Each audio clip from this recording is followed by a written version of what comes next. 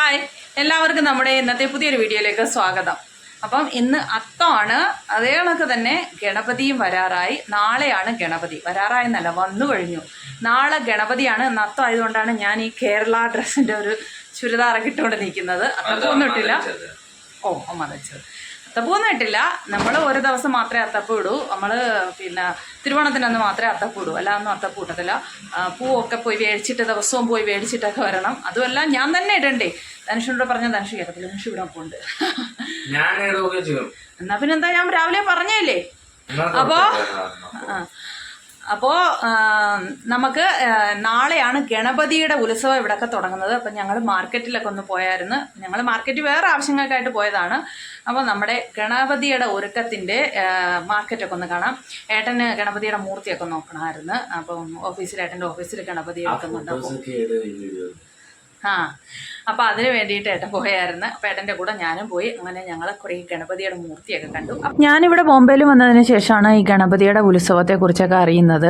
നാട്ടിൽ വെച്ചിട്ട് എനിക്ക് വലിയ ഐഡിയ ഒന്നും ഇല്ലായിരുന്നു ഈ ഗണപതി ഉത്സവത്തെക്കുറിച്ച്. പക്ഷേ നമ്മുടെ ഇവിടെ, അതായത് മഹാരാഷ്ട്രയിൽ 10 ദിവസത്തെ ഉത്സവമാണ് ഗണപതിയുടെ. അപ്പോൾ നമ്മുടെ ഓണത്തിൻ്റെ സമയത്താണ് ഇവിടുത്തെ ഗണപതി ഉത്സവം.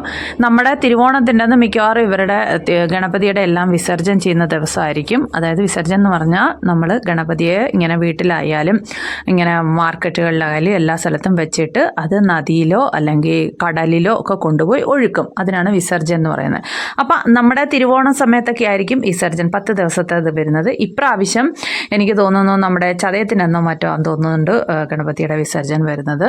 അപ്പോൾ മാർക്കറ്റ് കാണാൻ നല്ല ഭംഗിയാണ്. ഇപ്പോഴല്ല ഭംഗി രാത്രിയിലാണ്. അപ്പോൾ ഗണപതിയെ വെച്ച് ഒരു 4 ദിവസം കഴിയുമ്പോൾ ഗൗരി വരും. ഇതാണ് ഗൗരിയുടെ മൂർത്തി. അപ്പോൾ ഇതും ഇങ്ങനെ ഏതാണ്ട് ഇത് കണ്ടില്ലേ, ഇതെല്ലാം തല, മറ്റേ ഏതാണ്ട് ഈ ഇരിക്കുന്നത് ബോഡി. അങ്ങനെ ഇപ്പോൾ ഈ ബോഡി മേടിച്ചിട്ട് നമ്മൾ ഈ ഇപ്പം ഞാൻ കാണിക്കുന്നില്ലേ, ഈ തലയും കൂടെ മേടിച്ചിട്ട് നമ്മൾ ഇത് കാല്, അങ്ങനെ എല്ലാ പാർട്സും വേറെ വേറെ മേടിക്കാൻ കിട്ടും. അല്ല ഒറ്റ മൂർത്തിയായിട്ടുള്ളതും മേടിക്കാൻ കിട്ടും.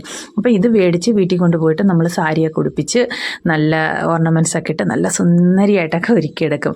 ഗണപതിയുടെ മൂർത്തികൾ കാണാൻ എന്തോ ഒരു നല്ല കളറിലും വിവിധ രൂപത്തിലും ഒക്കെ ആയിട്ടുള്ളതല്ലേ. ഒന്ന് കാണുമ്പോൾ വിചാരിക്കും ഇത് നല്ല ഭംഗിയുണ്ട്, വേറൊന്ന് കാണുമ്പോൾ വിചാരിക്കും ഇത് നല്ല ഭംഗിയുണ്ട്. അപ്പോൾ ഏട്ടൻ ഗണപതിയുടെ മൂർത്തി നോക്കാൻ പോയപ്പോൾ എന്നോട് പറഞ്ഞു, എടി ഒന്ന് സെലക്ട് ചെയ്ത് തരാം. ഞാൻ പറഞ്ഞു എന്നെക്കൊണ്ട് പറ്റത്തില്ല, ഇത് എല്ലാം കൊള്ളാം. നോക്കൂ, ഇതൊരു വൈറ്റ് കളറുള്ള മൂർത്തി, എന്ത് ഭംഗിയാ നോക്കൂ. അപ്പം ഞാൻ പറയും എന്നെ കൊണ്ട് പറ്റത്തില്ല, ഏട്ടൻ തന്നെ സെലക്ട് ചെയ്തോളൂ. ഞാൻ പറയും ഇത് കൊള്ളാം. അപ്പോൾ അപ്പുറത്തുള്ളവരെണ്ണം കാണുമ്പോൾ ഞാൻ പറയും അയ്യോ അതിനെക്കാട്ടി കുറച്ചുകൂടെ ഭംഗി ഇതാ, അയ്യോ അല്ല അതിനെക്കാട്ടി ഭംഗി. അങ്ങനെ കൺഫ്യൂഷൻ ആവുന്ന കാരണം എല്ലാം നല്ല ഭംഗിയുള്ളതാണ്. അപ്പോൾ പക്ഷേ എല്ലാം പലതും പല പല രൂപങ്ങളൊക്കെയാണ്. ഇതാണ് ഗൗരിയുടെ തല ഇങ്ങനെ മേടിക്കാൻ കിട്ടുന്നത്.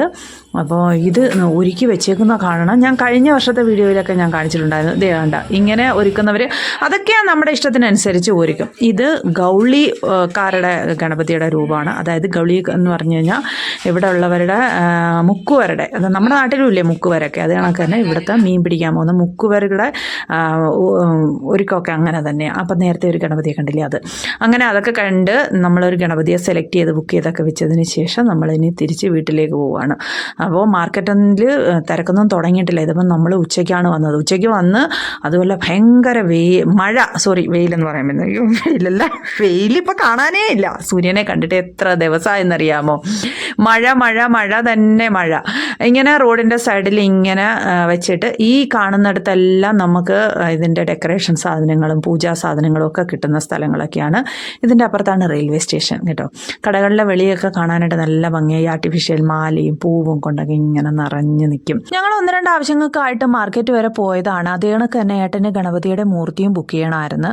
അപ്പോൾ എന്ത് നല്ല ഭംഗിയുള്ള ഗണപതിയുടെ മൂർത്തിയാണെന്നറിയാമോ. അപ്പോൾ അതെനിക്ക് ഷൂട്ട് ചെയ്യാതിരിക്കാൻ കഴിഞ്ഞില്ല. അപ്പോൾ കാരണം എന്ന് പറഞ്ഞു കഴിഞ്ഞാൽ നമ്മുടെ നാട്ടിലൊന്നും ഇങ്ങനെയുള്ള മൂർത്തി കാണാനോ അല്ലെങ്കിൽ നമ്മളെ ഇത് കണക്കുള്ള ആഘോഷങ്ങളോ ഒന്നുമില്ല. അപ്പോൾ എൻ്റെ വീഡിയോ നാട്ടിലുള്ള ആരെങ്കിലുമൊക്കെ കാണുന്നുണ്ടെങ്കിൽ അവർക്കും കൂടെ നമ്മുടെ ഇവിടുത്തെ ആഘോഷങ്ങളൊക്കെ ഒന്ന് കാണാനും അറിയാനും ഒക്കെ പറ്റുമല്ലോ എന്ന് വിചാരിച്ചിട്ട് ഞാനിത് ഷൂട്ട് ചെയ്ത് എല്ലാവരുമായിട്ടൊന്ന് ഷെയർ ചെയ്യുന്നതാണ്. അത് കണക്ക് നമ്മുടെ സൊസൈറ്റിയിലും മിക്കവാറും ഉള്ള വീടുകളിലൊക്കെ ഗണപതിയെ വയ്ക്കുമായിരിക്കും. അപ്പോൾ അതൊക്കെ ഞാൻ ഷൂട്ട് ചെയ്ത് എല്ലാവരെയുമായിട്ടൊക്കെ ഷെയർ ചെയ്യുന്നതായിരിക്കും. അപ്പോൾ എല്ലാവരും എൻ്റെ വീഡിയോകളൊക്കെ കാണണം. ഇഷ്ടമാവുകയാണെന്നുണ്ടെങ്കിൽ എന്നെ ഒന്ന് സപ്പോർട്ട് ചെയ്യണം. അപ്പോൾ എല്ലാവർക്കും ബൈ.